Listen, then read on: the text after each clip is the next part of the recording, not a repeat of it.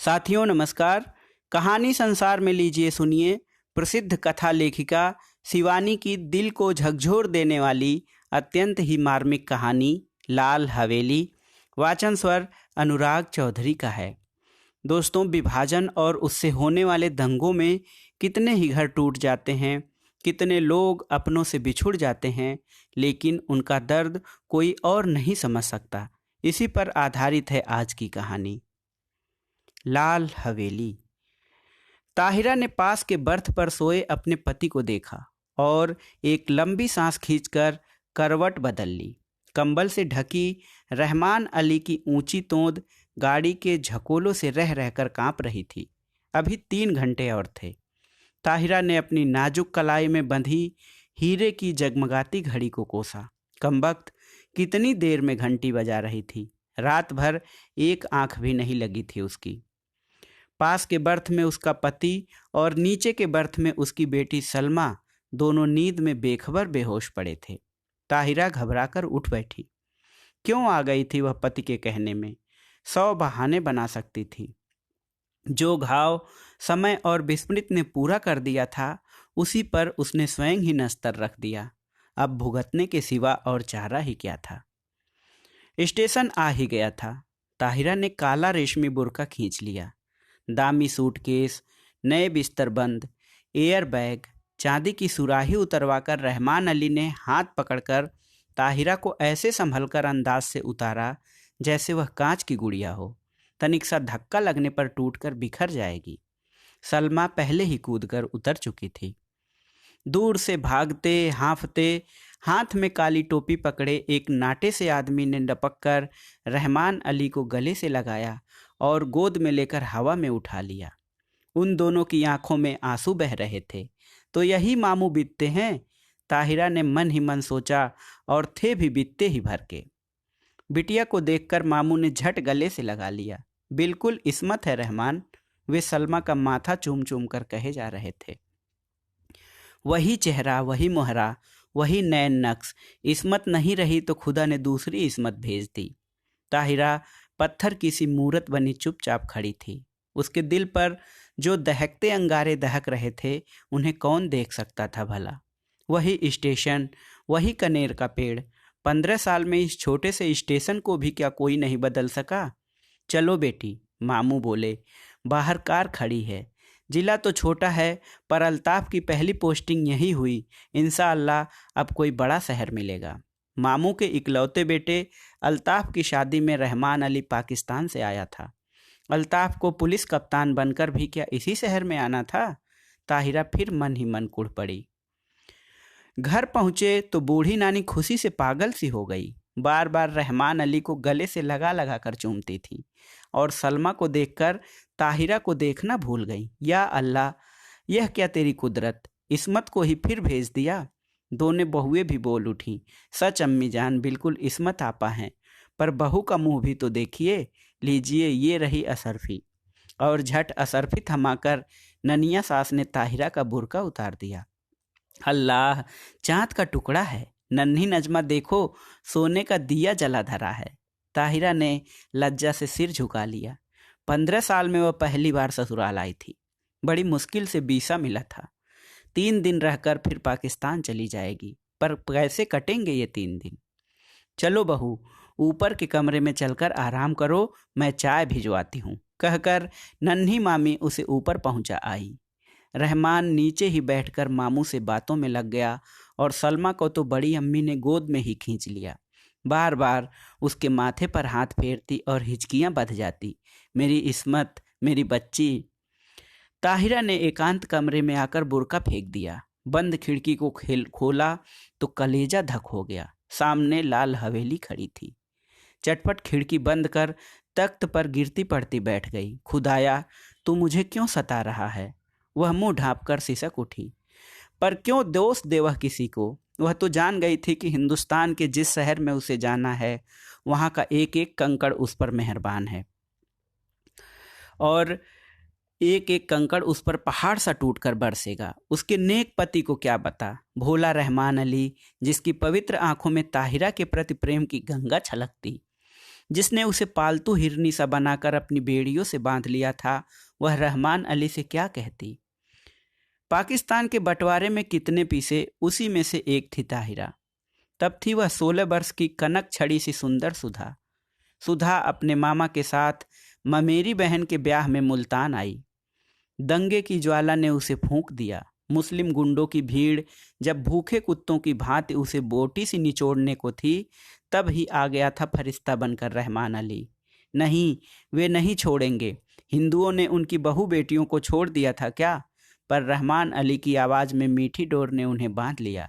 सांवला दुबला पतला रहमान सहसा कठोर मेघ बनकर उस पर छा गया। सुधा बच गई, पर ताहिरा बनकर।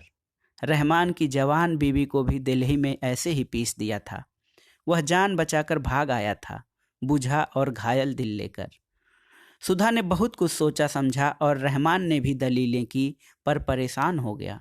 हार कर किसी ने एक दूसरे पर बीती बिना सुने ही मजबूरियों से समझौता कर लिया। ताहिरा उदास होती तो रहमान अली आसमान से तारे तोड़ लाता। वह हंसती तो कुर्बान हो जाता। 1 साल बाद बेटी पैदा हुई तो रहा सहा मैल भी धुलकर रह गया।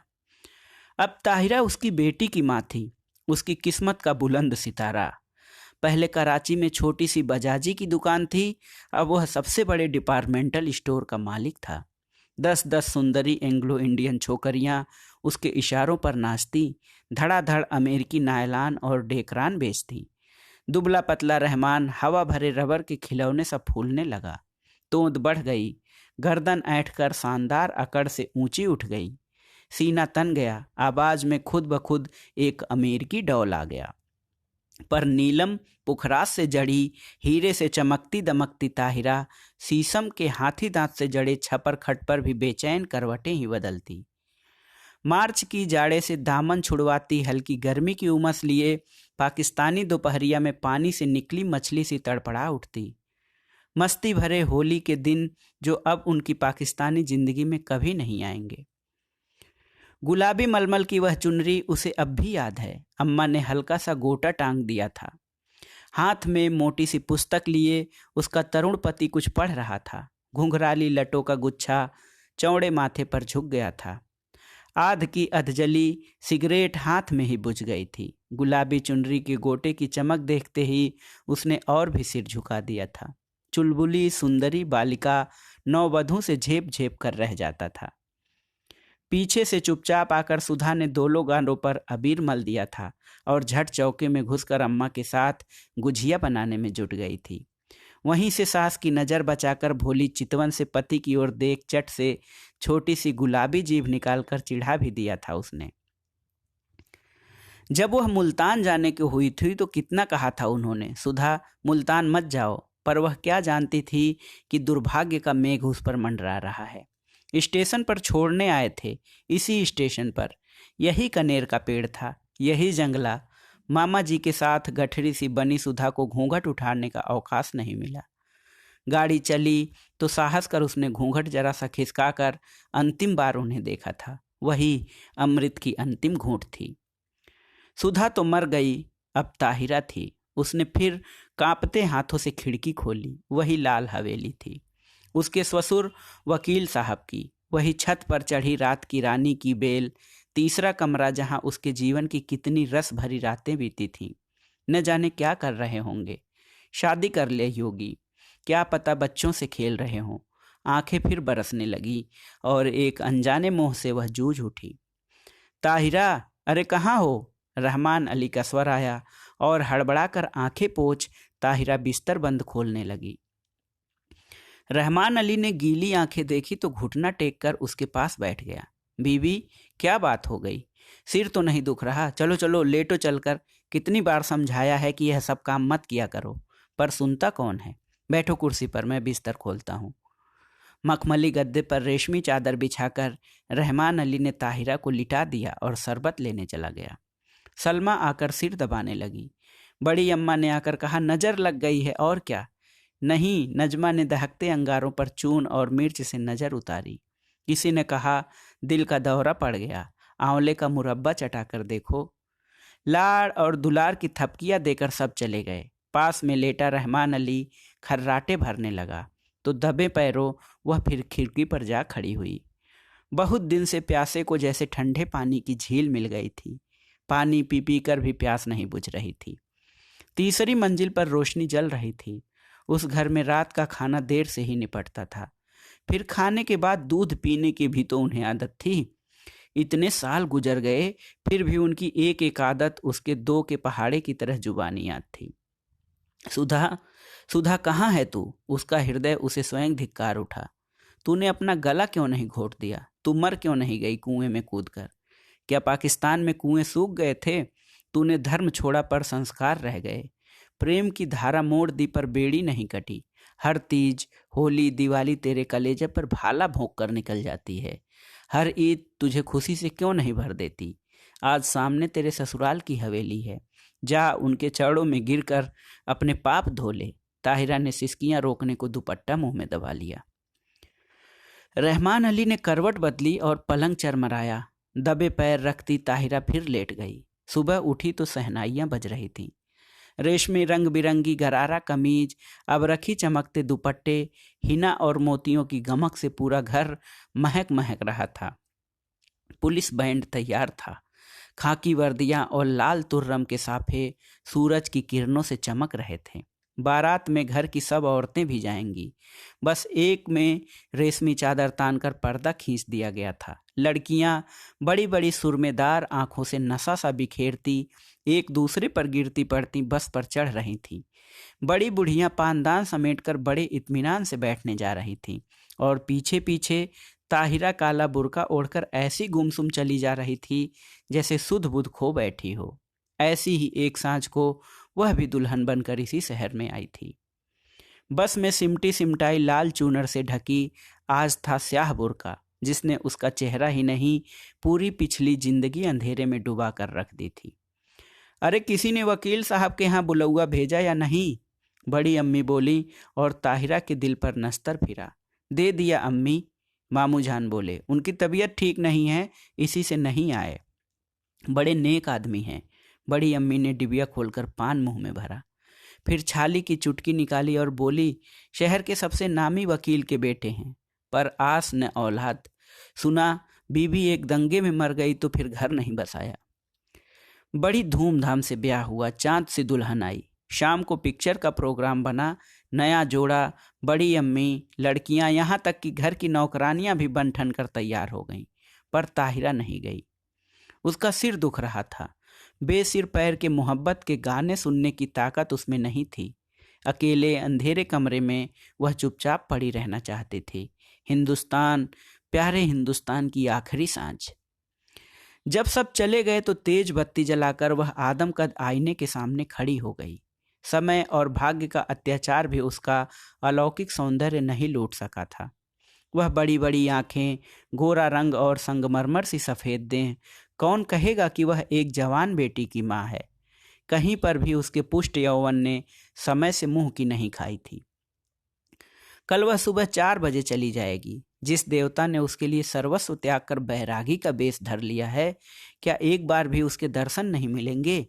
किसी शैतान नटखट बालक की भांति उसकी आंखें चमकने लगीं। झटपट बुर्का ओढ़ वह बाहर निकल आई। पैरों में बिजली की गति आ गई, पर हवेली के पास आकर वह पसीना पसीना हो गई। पिछवाड़े की सीढ़ियां उसे याद थीं, जो ठीक उनके कमरे की छोटी खिड़की के पास आकर ही रुकती थीं। एक एक पैर 10 मन का हो गया। कलेजा फटफट कर मुंह को आ गया। पर वह अब ताहिरा नहीं थी।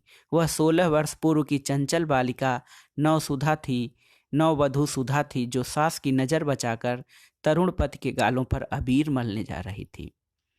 मिलन के उन अमूल्य क्षणों में सैयद वंश के रहमान अली का अस्तित्व मिट गया था। आखिरी सीढ़ी आई। सांस रोककर आंखें मूंद वह मनाने लगी, हे बिल्वेश्वर महादेव, तुम्हारे चरणों में यह हीरे की अंगूठी चढ़ाऊंगी। एक बार उन्हें दिखा दो, पर वे मुझे न देखें। बहुत दिन बाद भक्त भगवान का स्मरण किया था। कैसे न सुनते। आंसुओं से अंधी ने देवता को देख लिया। वही गंभीर मुद्रा, वही लट्ठे का एक बर्रा पैजामा और मलमल का कुर्ता। मेज पर अभागिन सुधा की तस्वीर थी, जो गौने पर बड़े भैया ने खींची थी। जी भरकर देख पगली और भाग जा, भाग ताहिरा भाग, उसके कानों में स्वयं जैसे भोलेनाथ गरजे। सुधा फिर डूब गई, ताहिरा जगी, सब सिनेमा से लौटने को होंगे। अंतिम बार आंखों ही आंखों में देवता की चरण धूल लेकर वह लौटी और बिल्वेश्वर महादेव के निर्जन देवालय की ओर भागी। न जाने कितनी मनौतियां मांगी थी इसी देहरी पर। सिर पटक कर वह लौट गई। आंचल पसार कर उसने आखिरी मनौती मांगी, हे भोलेनाथ, उन्हें सुखी रखना। उनके पैरों में कांटा भी न गड़े। हीरे की अंगूठी उतार कर चढ़ा दी और भागती हाँपती घर पहुंची। रहमान अली ने आते ही उसका पीला चेहरा देखा तो नब्ज पकड़ ली। देखूं, बुखार तो नहीं है? अरे अंगूठी कहाँ गई? वह अंगूठी रहमान ने उसे इसी साल शादी के दिन यादगार में पहनाई थी। न जाने गिर गई, थके स्वर में ताहिरा ने कहा। कोई बात नहीं। रहमान ने झुकी ठंडी बर्फ सी लंबी अंगुलियों को चूम कर कहा, ये अंगुलियां आबाद रहें। इंशाअल्लाह आपके तेहरान से चौकोर हीरा मंगवा लेंगे। ताहिरा की खोई दृष्टि खिड़की के बाहर अंधेरे में डूबती लाल हवेली पर थी, जिसके तीसरे कमरे की रोशनी दप से बुझ गई थी। ताहिरा ने एक सर्द सांस खींचकर खिड़की बंद कर दी थी। लाल हवेली अंधेरे में गले तक डूब चुकी थी। तो दोस्तों, ये थी शिवानी की अत्यंत ही मार्मिक कहानी लाल हवेली। कहानी आपको कैसी लगी हमें कमेंट बॉक्स में ज़रूर बताइएगा। कहानी सुनने के लिए धन्यवाद। नमस्कार।